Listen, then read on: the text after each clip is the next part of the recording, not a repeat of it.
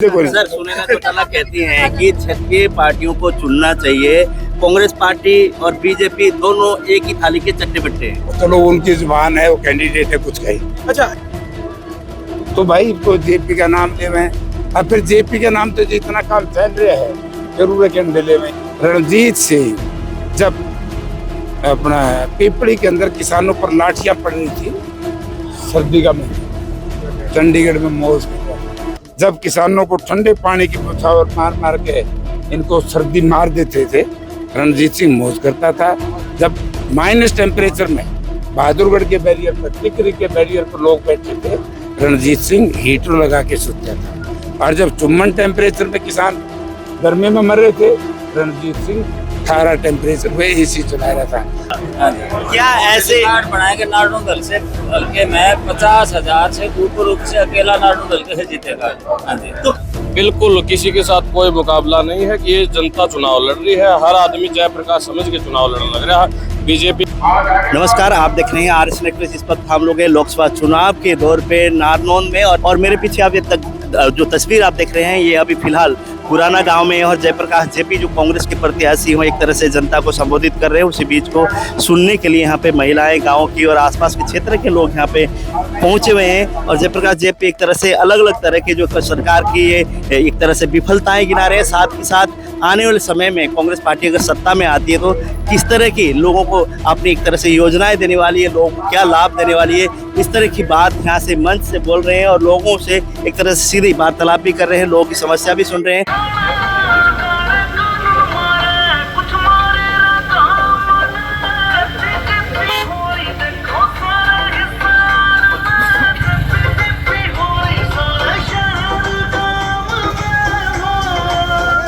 फिलहाल हम लोग हैं नारनौंद हल्के के गांव में। अभी यहाँ पे कांग्रेस पार्टी के जो प्रत्याशी जयप्रकाश जेपी फिलहाल यहाँ पहुंचे हैं और यहाँ लोगों से बातचीत की है। चाय पानी का कार्यक्रम है और लगातार यहाँ पे आप देख रहे हैं बच्चे, भीड़ काफी तादाद में है। और यहाँ जितने भी लोग हैं अभी जयप्रकाश जेपी को सुनने आए थे, और उसके बाद यहाँ पे चाय पानी का कार्यक्रम रखा गया है। हम लोग यहाँ बात भी करेंगे। अभी देखिए जयप्रकाश जेपी यहाँ पर है और अलग अलग नेता यहाँ पर अलग अलग इलाके में पहुंच रहे हैं।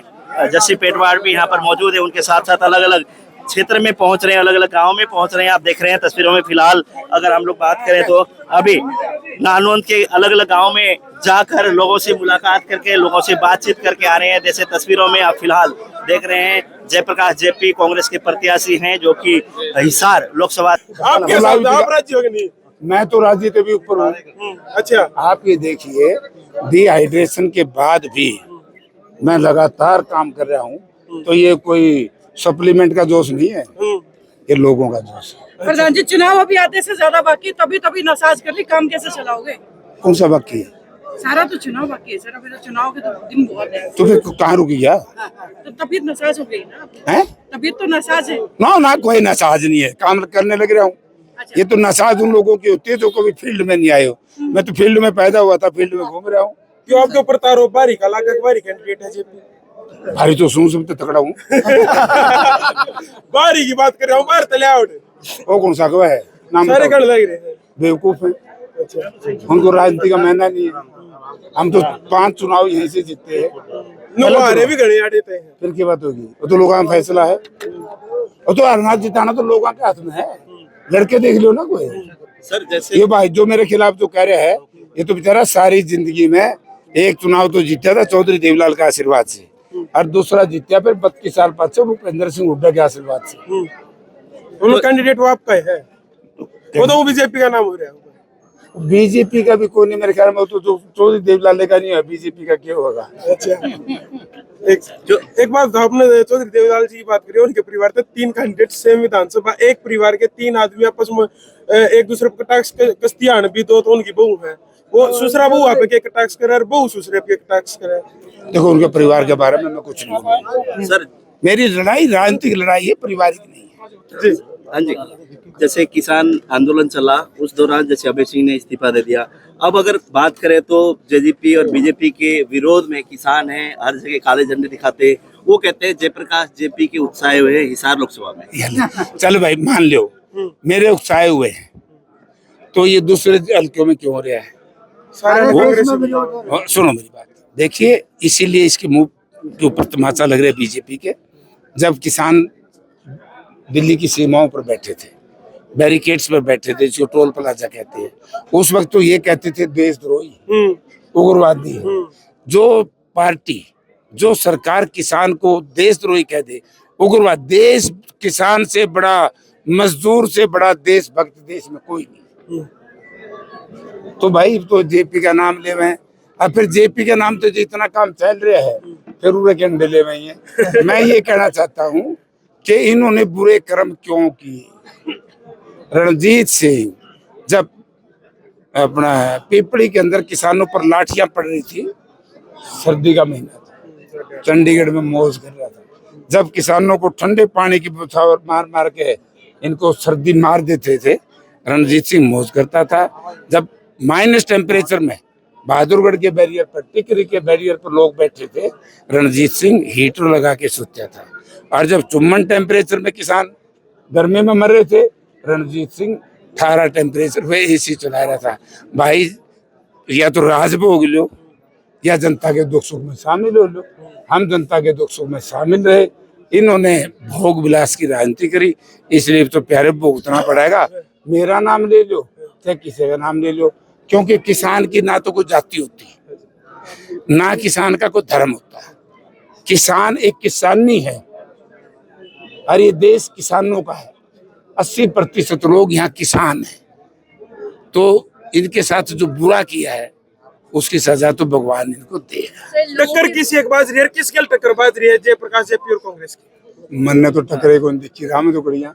अच्छा, कंपटीशन के में नहीं, एक तरफा जीत जाओगे? एक तरफ मैं बताऊं, इतना और कॉन्फिडेंस हो गया जी? मैं बता दूं तो ना, 2004 में भी मैं एक तरफा ही जीतता था। ऐसे जब ये लोग जिताने लगे ना, आज ये रोकेगा चौंतरा है ये, इन्होंने कह दिया कि जयप्रकाश तेरे को आशीर्वाद दे दिया है, अब तू जा। तो इसलिए जितना मेरे को या जाली थी क्या जीत वाली थी?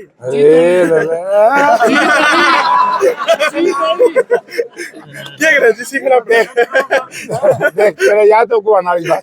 याद है, गुआना मैंने एक बात कही थी, याद है। सारे लोग बोले भाई हुड्डा साहब ने इसको टिकट दे दी बालू को, ठीक है। प्रेस कॉन्फ्रेंस मैंने की थी सबसे पहले, मैंने क्या, गरीब किसान का बेटा है ये कार्यकर्ता का बेटा है।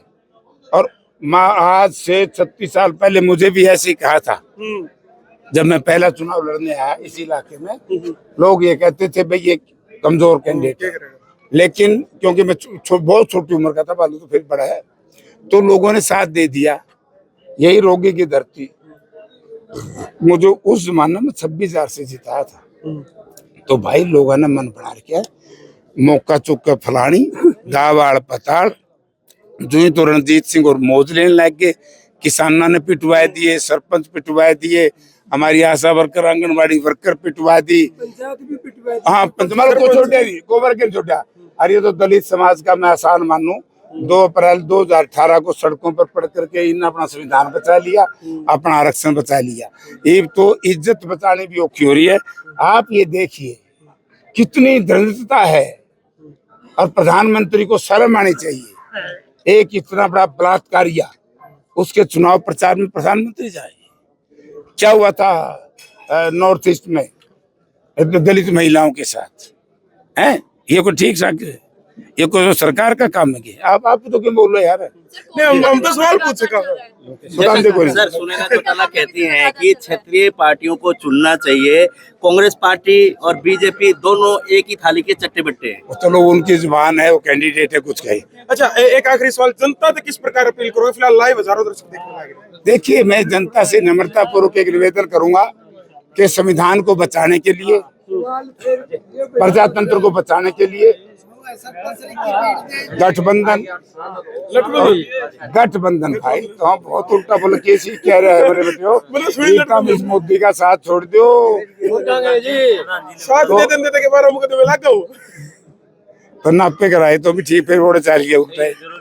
तो भाई बात यह है कि लोगों ने इंडिया गठबंधन के उम्मीदवारों को जितवाने का फैसला कर लिया, इसलिए प्रधानमंत्री मोदी जी इतने नीचे सत्र की बात करते हैं कि हमारा जो मंगलसूत्र हमारी संस्कृति का एक बहुत बड़ा हिस्सा है वहां तक आ गए। अच्छा कितनी वोट आज जीत जाओगे, क्या अंदाजा है सिर्फ वाले सवाल? 4-5 लाख 4-5 लाख वोट। लाख जीतूंगा।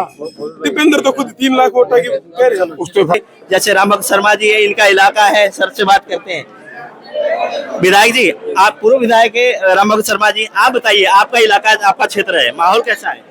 एक तरफा इलेक्शन है जयप्रकाश के पक्ष में। अच्छा, हाँ जी। क्या ऐसे कार्ड बनाएंगे नारायण दल से, हल्के में 50,000 से ऊपर से अकेला नारायण दल के से जीतेगा।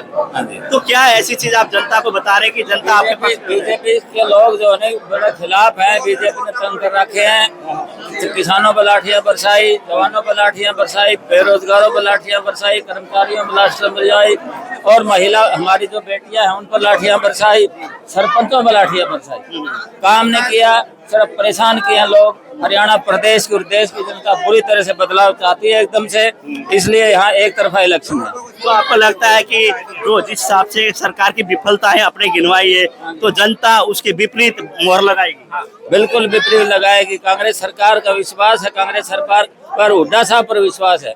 हुड्डा साहब ने जो विकास के कार्य करवाए थे आज तक नहीं हुए हैं।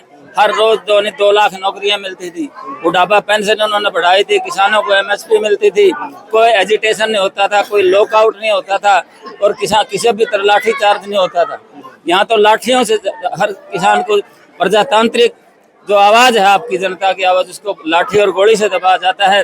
चाहे वो किसान अपनी मांगों को लेकर दिल्ली की तरफ बढ़ रहे होते हैं, चाहे कर्मचारी अपने मांगों को लेकर पंचकुला पहुंचते हैं, चाहे हमारी महिला से। हाँ जी, आप बताइए जी, अलग अलग गांव में माहौल कैसा? आज नारायण विधानसभा के प्रोग्राम है, और शुरू से ही जैसे गुजरवाड़ा से पहला प्रोग्राम था, इतना लोगों का प्यार, प्रेम और आशीर्वाद उमड़ रहा है कि अभी तक आधे प्रोग्राम भी नहीं हुए हैं। रात को 2-2, 3-3 बजे तक प्रोग्राम करते हैं, और नारायण भी मतलब उन हल्कों में से एक है जो सबसे बड़ी जीत दर्ज करने में अपना नंबर दर्ज करवाएगा। तो लगता है कि जैसे जिस हिसाब के माहौल दिख रहा है उस हिसाब से आपको लगता है कि एक तरफा माहौल रखता है या कंपटीशन लगने वाला है? बिल्कुल, किसी के साथ कोई मुकाबला नहीं है कि ये जनता चुनाव लड़ रही है। हर आदमी जयप्रकाश समझ के चुनाव लड़ने लग रहा है। बीजेपी का बिल्कुल सफाया है। आज आपने देखा हो कि 4 निर्दलीय विधायक कांग्रेस पार्टी में आस्था जताते हुए, ये तो सरकार ही टूट गई। जैसे ही 4 जून को नतीजे आएंगे उसके बाद हरियाणा में सरकार ही नहीं होगी। 4 जून के नतीजे आने के बाद हरियाणा में सरकार नहीं होगी, इस तरह का कहना युवा नेता है कांग्रेस पार्टी के। और जैसे कि जयप्रकाश जेपी अभी देख रहे हैं आप, अब काफिला यहाँ से जाएगा, अलग अलग गांव में जा रहे हैं। हालांकि 2-2.5 घंटे 3 घंटे लेट चल रहे हैं, उसके बावजूद भी अलग अलग गलियों में जाना, लोगों से मुलाकात करना, बातचीत करना, और आपने एक तरह से कांग्रेस पार्टी की योजनाएं, कांग्रेस पार्टी की मैनिफेस्टो के बारे में बताना और लोगों को बताकर अपने तरफ मत करने के लिए निरंतर प्रयास चल रहा है। फिलहाल आप देख रहे हैं नारनौंद हल्के से ये तस्वीर सीधी।